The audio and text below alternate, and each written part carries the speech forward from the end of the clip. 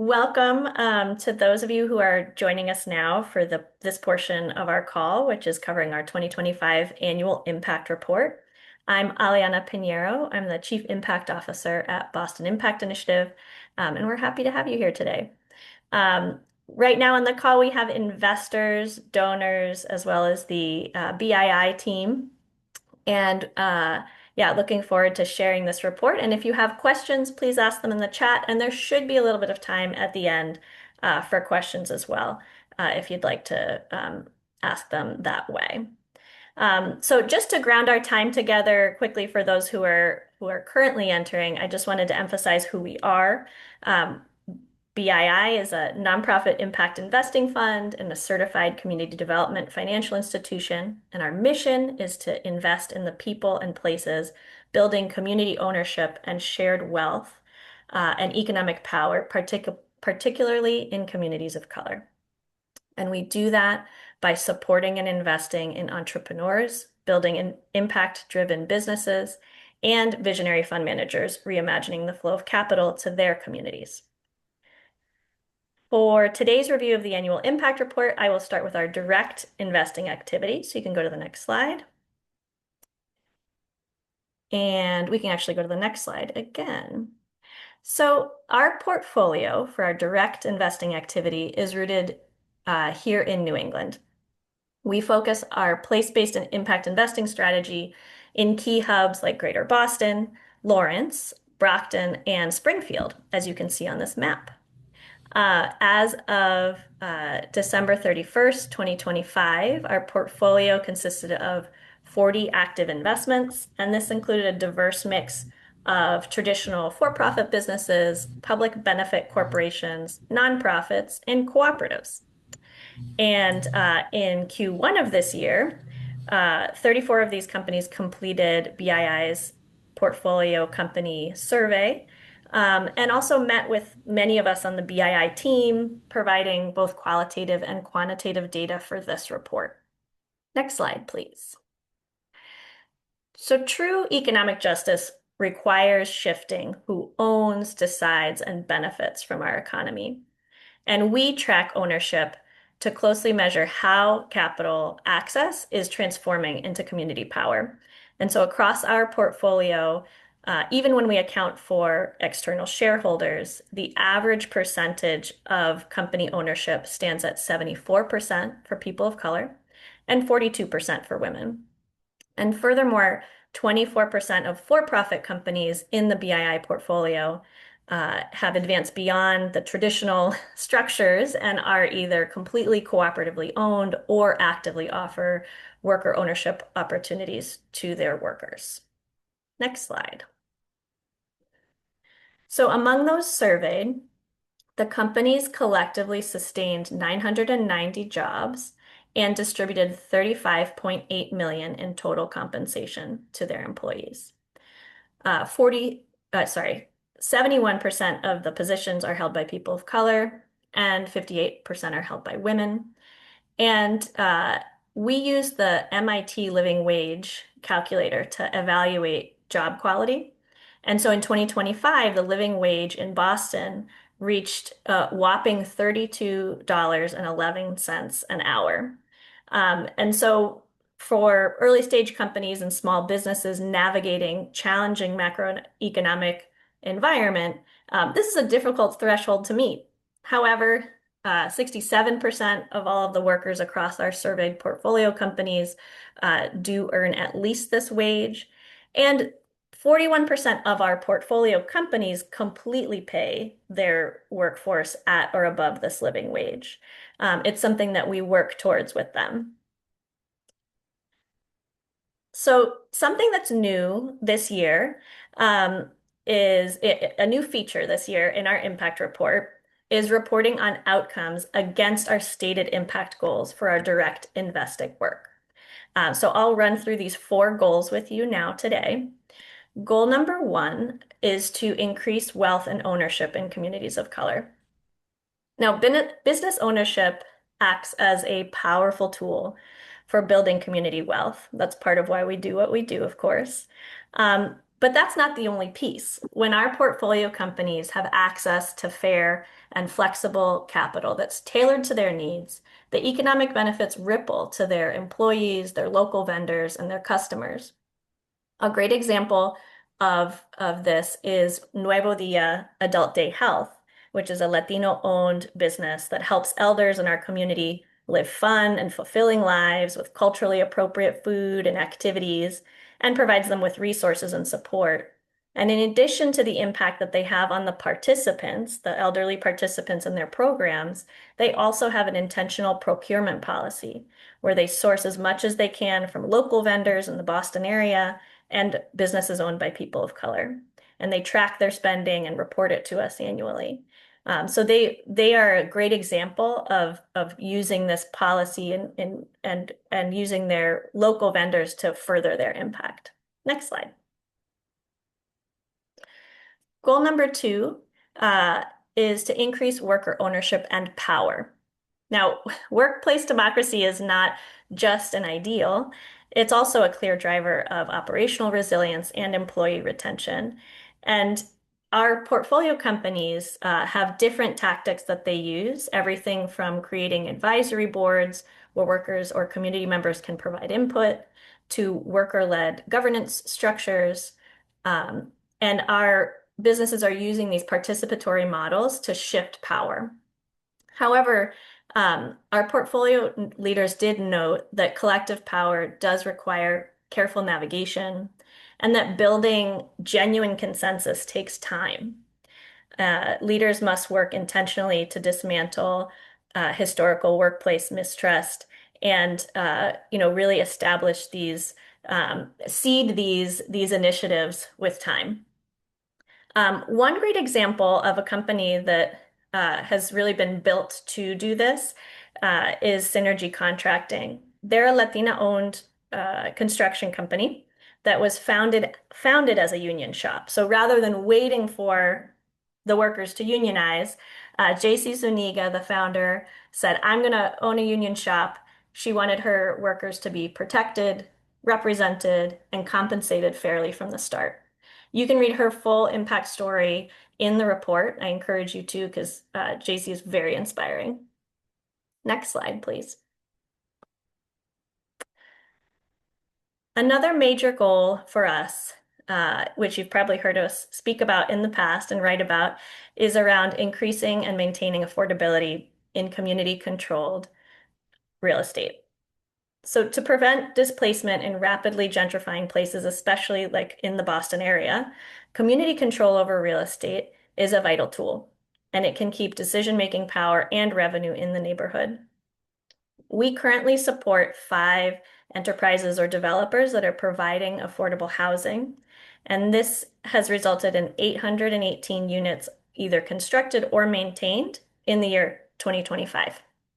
And all of these enterprises and developers are focused on deep affordability, and they target household area median income, or they target households that are at or below 60% of the area median income. And that's partly our help and our influence as well of supporting them and providing the financing that can allow them to do this. One great example is the Housing Corp of Arlington.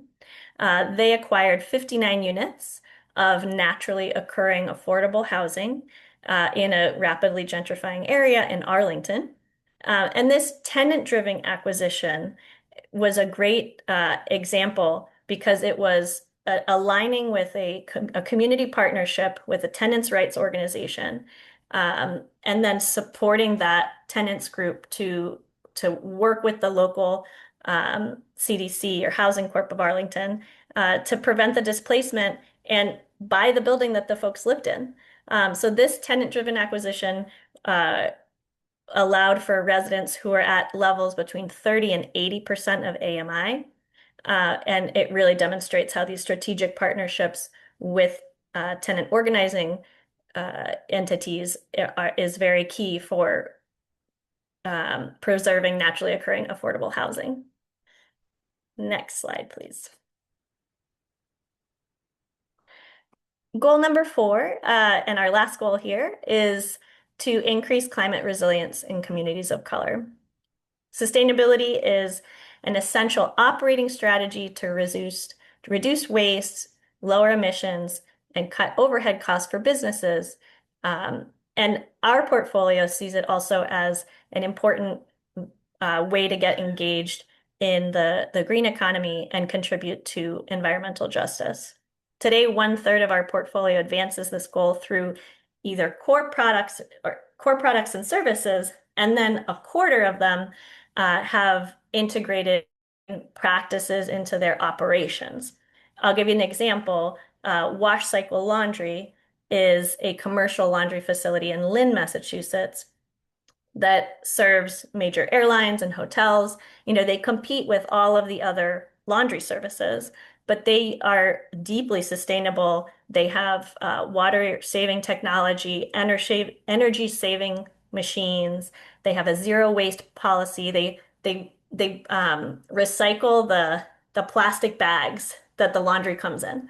And this facility both saves the company money, that these practices save the company money, but also reduce the emissions at the facility. Next slide, please. So our portfolio shows that impact first investing does not necessarily compromise the business viability. It's really about patience and providing the right type of capital for folks.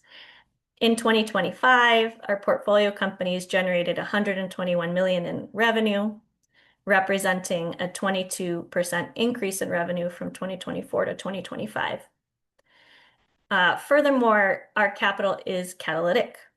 Since inception, our portfolio companies have raised 189 million in cumulative follow-on capital. And this translates to for every $1 of capital that BII has deployed to these companies, the companies have gone on to raise $11 of follow-on capital. Next slide, please. We invest, so beyond capital, we invest knowledge, social, and political capital as well. Through our program in 2025, we provided over 2,000 hours of business coaching, and we focused on business planning, impact strategy, and investment readiness. We've also facilitated 261,000 in indirect investments and 90K in third-party grants. And importantly, we also distributed over $100,000 in direct field building and business grants directly from BII, which included our catalytic grant pool, supporting portfolio companies to streamline operations or reach major scaling milestones, such as the example that we have here by a business called And Still We Rise. So you can read that little snippet in the impact report and consider even making a grant to our catalytic grant pool. Next slide, please. Another new feature of our report this year was lessons learned. So through our portfolio programs, we've learned 3 major lessons. I'll just highlight one for you today, but I recommend you go back and dig into these. But in our work is so relational, and we've found that trust is just the precondition for everything else, and you must build it first. So our companies, we work with them first by building trust and making the company leaders feel safe to be vulnerable and honest, and that we're reachable and accessible. And when we do that, the relationship can soar, and the support that we can provide them is deeper. Next slide, please. So next, I'll just get, at the beginning of this call, we heard about the investor call. We heard part of the highlights from Henry, but I'll just highlight quickly EC Farms, if you go to the next slide. We have such wonderful investors in our funds. In Fund 2 alone, we have 235 investors. And I just want to highlight one unique story from that wonderful group of people and entities and foundations, and that's Eastie Farm. Eastie Farms is a grassroots organization in East Boston that does urban farming and education in the neighborhood. And they first came to us for a loan to build a geothermal greenhouse, which they have subsequently repaid the loan in full. And they've really built up their organization and had a cash reserve and decided that they wanted to kind of pay it back, pay it forward to us. And they have become an investor into BII's community notes. And so this is a sample of the types of stories that you can read in our impact report, but I wanted to highlight this in our section on impact investing because this is a really neat kind of full circle moment that I think is worth mentioning. Next slide, please. So more about lessons learned, but on kind of the portfolio side and impact investing and considering risk.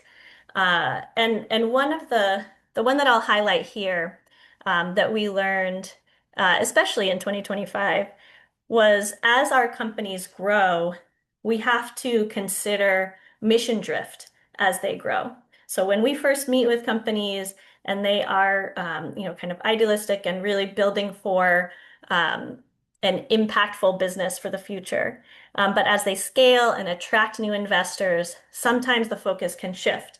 And suddenly there are many investors in the capital stack and perhaps on their board that are focusing on financial returns over impact.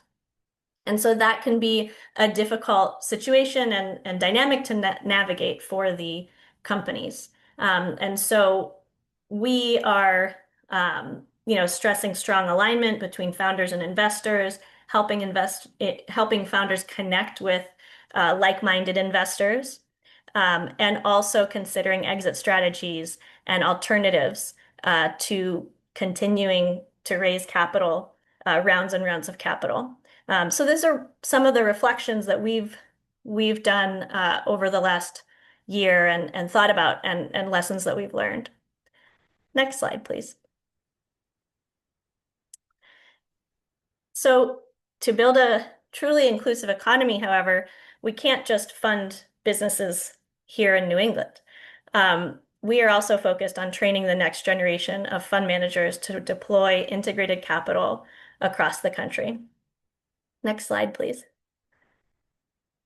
So our flagship educational program, the ARC Fellowship, is an intensive 8-month cohort, and it equips managers with trust-based investing tools. And through this program, BII has successfully trained 90 managers representing 38 organizations across the US and Canada. And to date, 29 of these funds have officially launched and are actively raising and deploying capital. And this cohort directly addresses the systemic disparities in finance. Our alumni network is comprised of 63% women and 91% people of color. In Q1 of 2026, similar to the portfolio companies, we also went out to our current and past ARC fellows and alumni and asked them to fill out a survey. 32 organizations completed the survey, providing qualitative and quantitative data for this report as well. Next slide, thank you. The funds have a collective need for about $500 million and have raised 72 million of that from different types of investors and funders that you can see here, with 47% of the funds allowing for non-accredited investors. The funds are, as I mentioned, across the country. You can see the headquarters noted here of the different funds, and also the darker shades of green are essentially where there's more coverage, so more funds invest in these places. You could see where there is, oh, sorry, go back. I think what's interesting about this map is that you can see where there's less coverage, and where, there might be a starker need for this type of investing. Next slide, please. So the cumulative power of this network is significant. Since inception, ARC Fellows have deployed, so they've raised that 72 million and have that money committed, but they've deployed more than $60 million into close to 350 small businesses and real estate projects. And in 2025 alone, they moved 22.5 million to investments in their communities. They focus on these top 5 impact themes noted here: economic or employment opportunity, financial inclusion, gender equality, healthcare, and climate action. And one inspiring example that you'll find in the report is the Butterfly Impact Fund. This fund is part of the People's Network for Land and Liberation, and it's a consortium that seeks to transition from an extractive society to a collaborative and a regenerative one. And it's currently made up of 6 nodes that are part of the People's Network of Land and Liberation across the country, including Wellspring Cooperative here in Springfield, Mass. And they are doing work to steward land and create community and fund sort of an alternative way of how we can live in this, collaborative and regenerative way. So I highly recommend you read that impact story in the report. Next slide, please. This is the final lessons learned here. And the one that I'd like to highlight here, that's similar to the one that I highlighted for the uh, portfolio companies, but that the work is relational. The ARC Fellowship, Siobhan, my colleague, her most vital role isn't just about teaching folks what to do, but it's also about stewarding and stewarding this group and deepening the leadership and trust among the folks there. So while we provide templates and we give instruction, but developing that community is a very important piece of the work. Next slide, please. Oh, that's it. So I will just say that we've evolved this report, and I think the evolving report is a real reflection of our evolving and growing work. And so I invite you to dig into it and learn more. And please reach out to me with any questions, and I'd be happy to take any questions here on the call. We have time for some.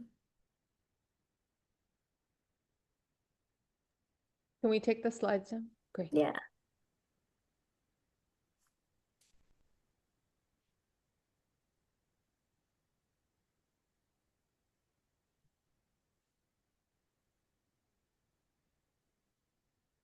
Well, while people are thinking, I will just have a quick little shout out to a few friends and colleagues that helped me out on this report. Pauline Napone was instrumental. Our intern, Rajat, who's on the call here, played a really big part in this. And then, of course, my colleagues from across the team as well. So thanks, everybody. What have we learned not to repeat? Mark Paley, you always ask the best questions.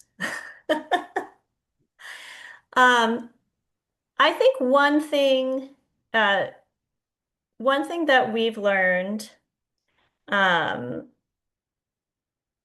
so there's a few lessons I think that we've learned that we wouldn't want to repeat. And perhaps one of them is in that lessons, related to the lesson that I had on the investing piece, which is, when we become an investor in a business that, we invest early because we want to back up a mission-driven founder, but their business model is that they are going to go on and raise rounds and rounds and rounds of capital. And we are going to become a very small piece of that capital stack. And while even for those founders that has happened, we still are an important advisor for them. But I think ultimately, when there is decision making around their company, I mean, even they lose control of the company, right? And lose control a little bit of the mission. And so I think that's I think as we continue to consider, the more venture-backed businesses, just making sure that we're aligning with them on investors to introduce them to, what are other options for them to grow, and really helping them think through that rather than just being on the treadmill of constantly raising. So I think that's one thing that we're hoping that we can help our companies learn from. And one thing that's great is that our portfolio company leaders, there's camaraderie among them, and so they're willing to share their own lessons learned from those experiences to the ones that are coming up and maybe experiencing some of the same challenges.